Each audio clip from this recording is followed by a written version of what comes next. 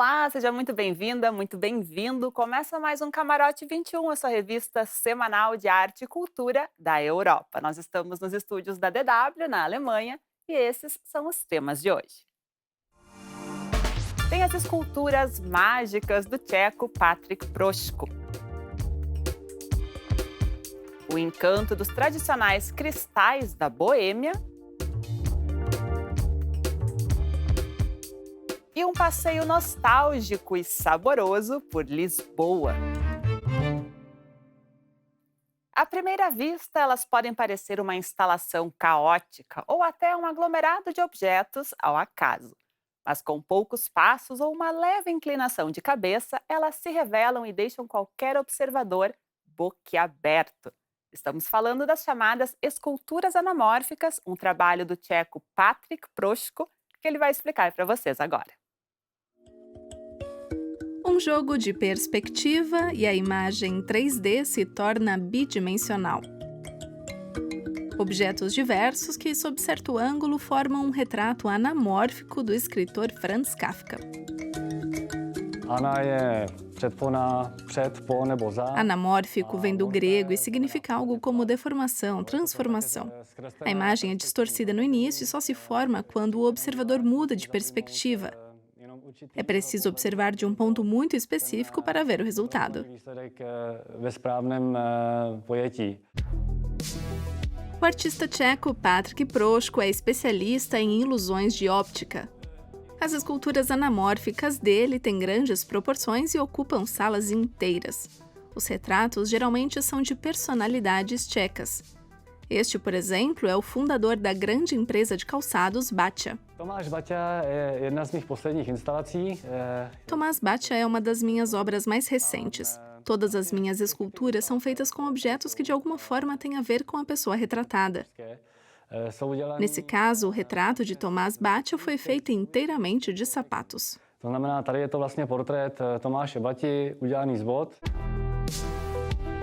São cerca de 200 solas, sapatos velhos e com defeitos, pedaços de tecido e couro. Patrik demorou semanas para reunir os elementos certos. É uma das técnicas de escultura mais desafiadoras que eu conheço.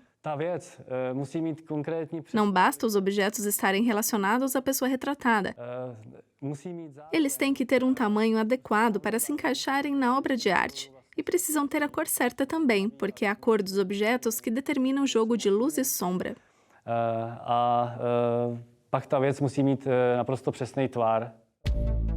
Cada sapato é como se fosse uma pincelada para que a imagem final se pareça com a foto de referência.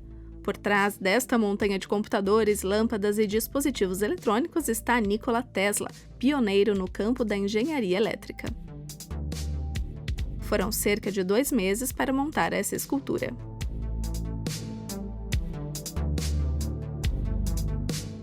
O mais importante na montagem é o senso de proporção.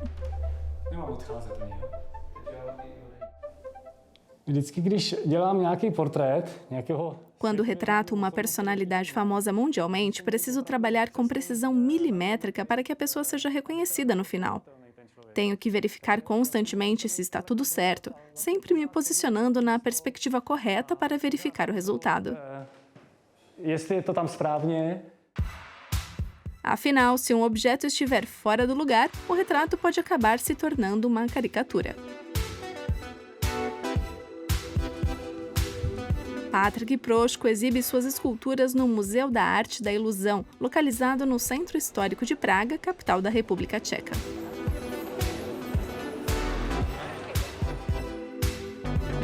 A peça central da exposição é uma obra dupla e dedicada a 2 dos compositores mais famosos do país, Antonín Dvořák e, visto de outro ângulo, Bedřich Smetana.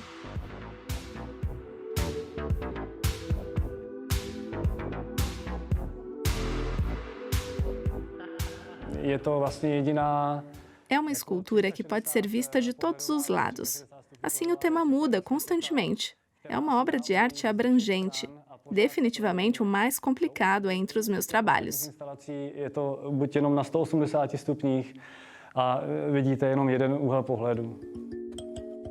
Patrick Proschko já fez 6 esculturas anamórficas. A 7ª está em andamento e deve ser concluída ainda este ano.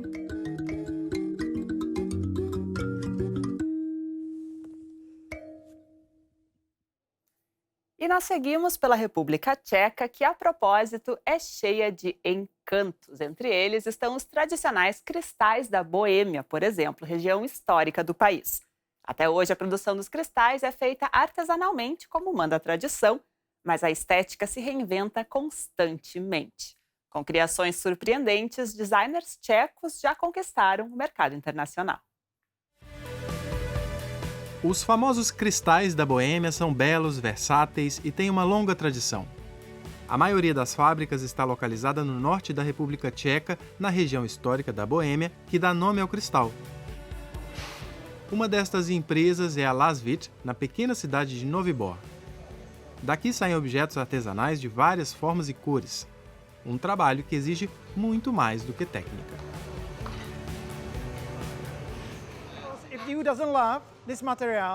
Se você não amar este material, não consegue trabalhar com ele, porque é um trabalho muito duro. É um trabalho emocional, de certa forma. Você tem que amá-lo. Com um design moderno e produtos personalizados, a empresa fundada em 2007 já é reconhecida internacionalmente. A marca também já fez parceria com grandes nomes do design internacional, como a iraquiana Zaha Hadid, os irmãos Campana e o israelense Arik Levy. Maxim é a mente criativa por trás da empresa. Trabalhar com vidro é dar forma à transparência. O vidro é um material líquido no começo, que se torna sólido. Trabalhamos com essa alquimia e essa mágica.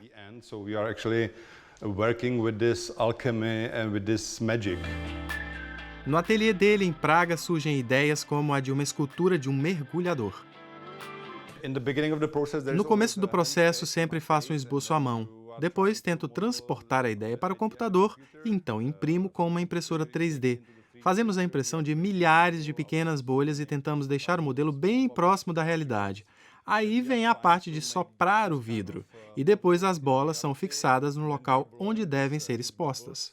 And these bubbles are fixed in the spot by the technicians. O resultado, uma escultura de 17 metros feita com 18.000 bolas de vidro, sopradas uma a uma. A escultura instalada em um arranha-céu na Coreia do Sul impressiona. Muitos projetos são resultado do trabalho em equipe, assim como esse da designer Wanda Valiharova. A inspiração para esta instalação é o grafite, que normalmente é aplicado liso sobre uma parede. Aqui, a designer testou diferentes cores e técnicas com vidro. Dá para ver algumas partes. Se eu as tocar, elas balançam, então é preciso calcular a posição exata para que não encostem umas nas outras e não corram o risco de quebrar ou rachar.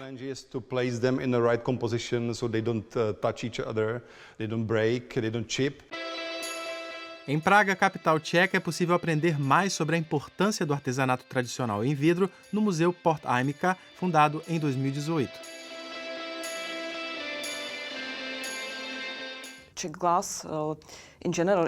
A fabricação de vidro em geral é muito importante para a indústria e para a arte tcheca. Os primeiros pequenos fabricantes datam do século XVII. Agora, jovens talentos vêm dando uma nova cara à produção de cristais da Boêmia, como Lucy Koldova, diretora criativa da marca Brox. E a Lasvit também está entre as marcas de sucesso. A maior encomenda até agora foi de um hotel de luxo na ilha de Saipan, no Pacífico. 2 dragões de 60 metros de comprimento formam um dos maiores lustres do mundo, e que ainda por cima é a prova de terremotos.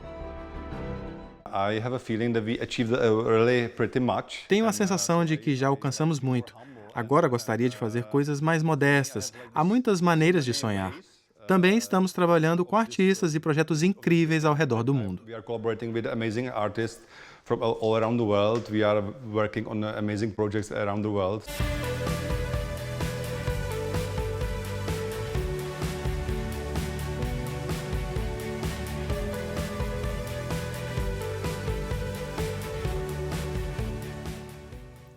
Nós vamos a um rápido intervalo, não saia daí.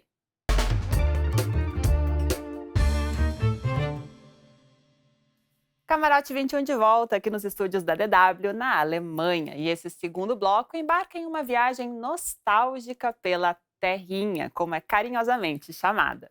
Nós partimos em uma excursão por solos portugueses a bordo do Elétrico 28, o bonde histórico de Lisboa.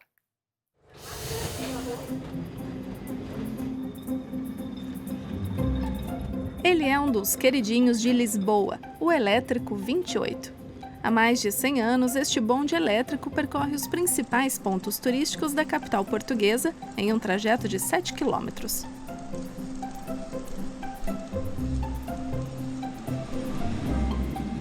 Morro acima e morro abaixo, o bondinho se movimenta pelo trilho de apenas 90 centímetros de largura.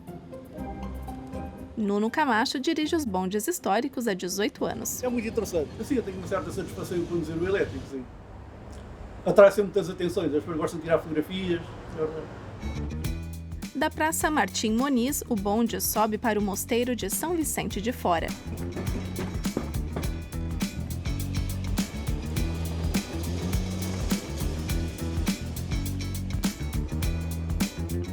A viagem pelo bairro histórico de Alfama começa no semáforo. Antigamente, agentes de trânsito regulavam o tráfego manualmente por aqui. São Vicente é um dos sítios onde existe via única, é preciso ter atenção redobrada, quer com outros elétricos, quer com outros veículos, é verdade. O bonde circula bem próximo das casas. Alfama é um dos bairros mais antigos de Lisboa e o bonde foi desenvolvido especialmente para poder circular pelo estreito labirinto de subidas e descidas. O Elétrico 28 é famoso entre turistas, que entre uma parada e outra aproveitam para curtir a vista para o Rio Tejo.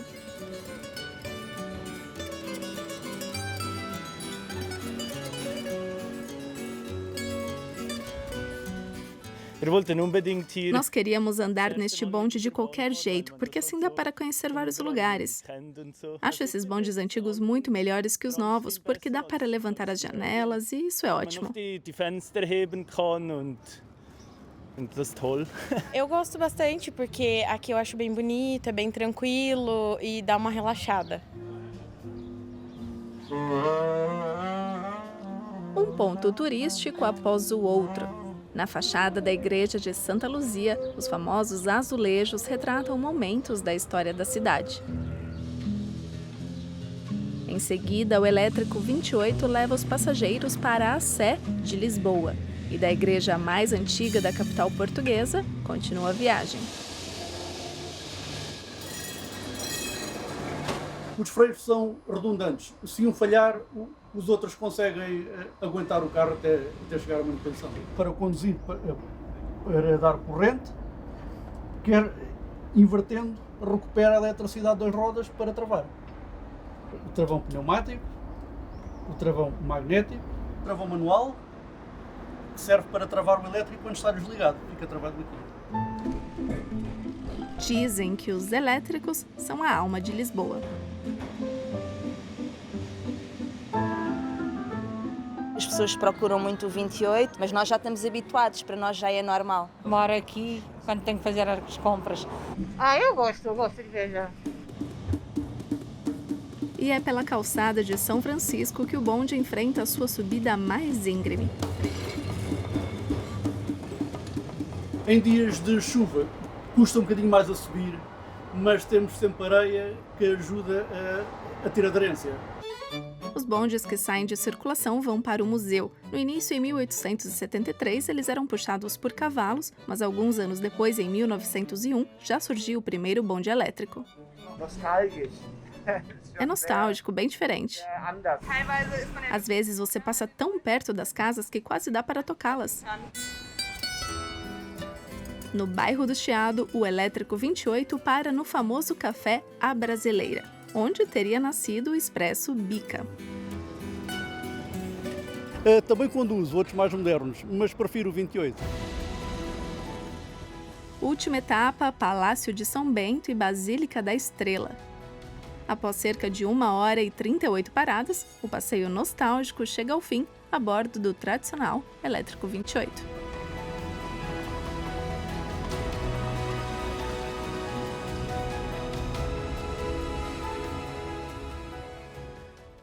E depois de explorar a capital portuguesa sobre os trilhos, nada melhor do que fazer uma pausa para experimentar uma das atrações mais famosas da cidade, o pastel de Belém. Fabricado segundo a receita original do século XIX, ele até hoje é certamente o patrimônio mais doce de Lisboa.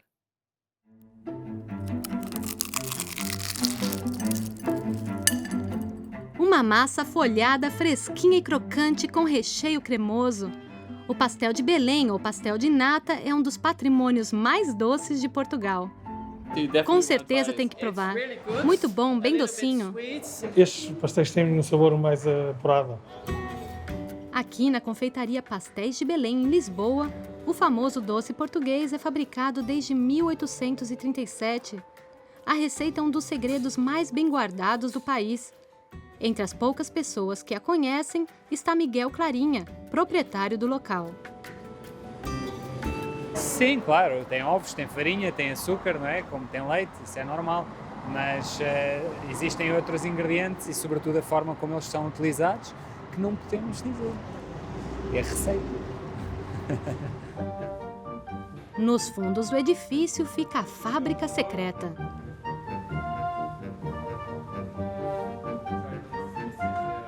É a sala onde os nossos mestres pasteleiros fazem a massa e o creme dos pastéis de Belém. Portanto, nesta sala, enquanto eles estão a trabalhar, ninguém pode entrar. Portanto, aqui entrar não pode ser.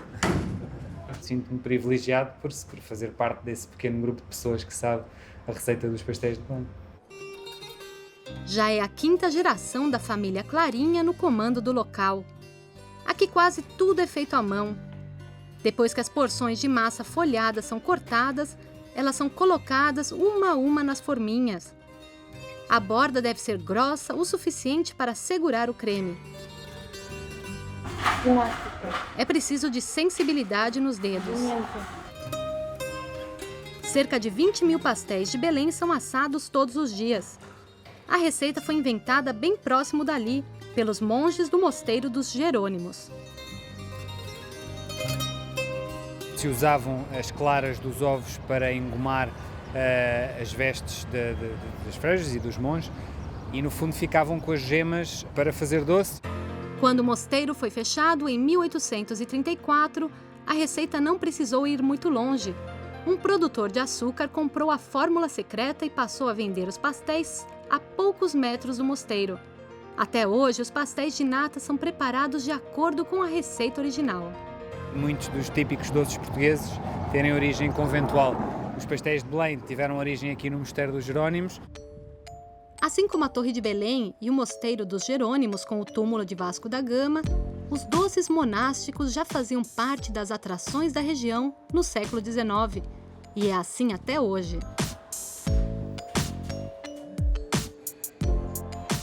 Já não vinha cá há muito tempo, ainda há bocado estava a comentar com a minha namorada, já não vinham cá há anos. Há qualquer coisa diferente, a cremosidade, a massa é diferente. Vários colegas e amigos me indicaram. Nós somos do norte do país e passamos cá para comprar e levar para as suas amigas. O recheio é preparado rapidamente para não perder a consistência antes de assar.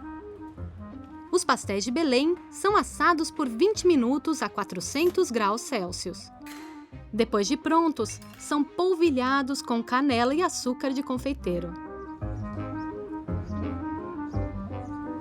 Tal como o pastel de Belém, a canela tinha o seu ponto de partida do país aqui no Mosteiro dos Jerônimos. As expedições portuguesas ao Oriente, que traziam a canela, quase sempre desembarcavam aqui em Belém.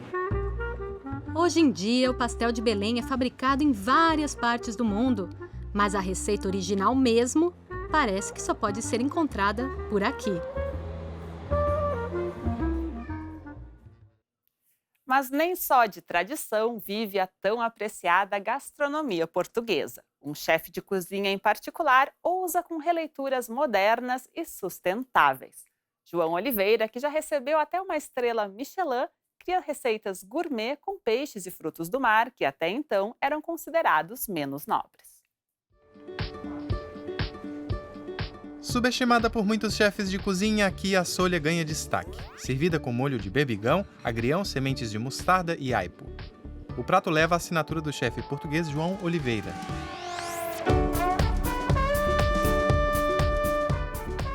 O conceito do Vista Restaurante é pegar em peixes menos conhecidos ou peixes menos nobres, normalmente, e transformá-los numa parte de fine dining. Não utilizar peixes tão conhecidos como o robalo, como o pregado, como a linguado, mas sim utilizar peixes menos conhecidos, menos valorizados e respeitar a sazonalidade, a sua sustentabilidade.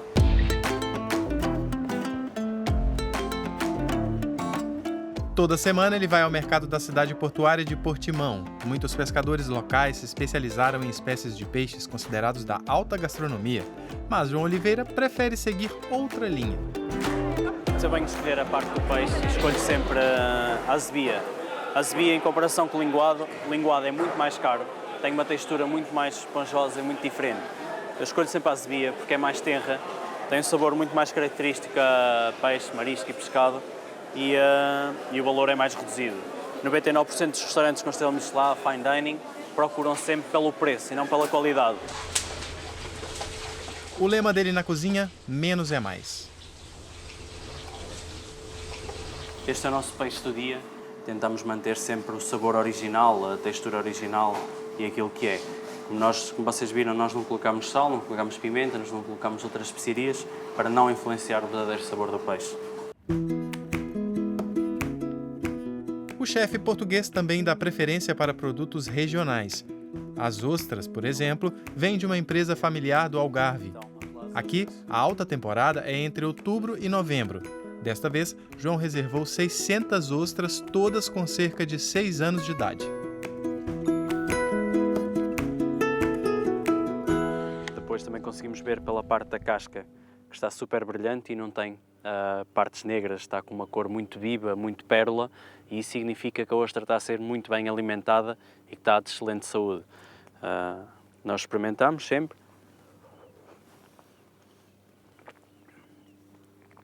Bebemos sempre a ostra da parte interior, está espetacular, está muito boa, e de sabor está incrível, tem uma quantidade de sal muito boa, muito equilibrada, e em termos de gordura, amanteigada, cremosa na boca. Desde 2015, João Oliveira lidera o restaurante Vista, que pertence a um hotel tradicional da cidade, e neste tempo já conquistou uma estrela Michelin. Aqui, uma refeição de 4 pratos custa cerca de 110 euros. Pela abordagem sustentável, João também recebeu em 2019 o título de Chef de l'Avenir, chefe do futuro, pela renomada Academia Internacional de Gastronomia. Ele começou a cozinhar aos 12 anos para ajudar a cuidar da avó. A sobremesa é uma combinação agridoce e apimentada. João quase sempre decora os pratos individuais com flores e folhas.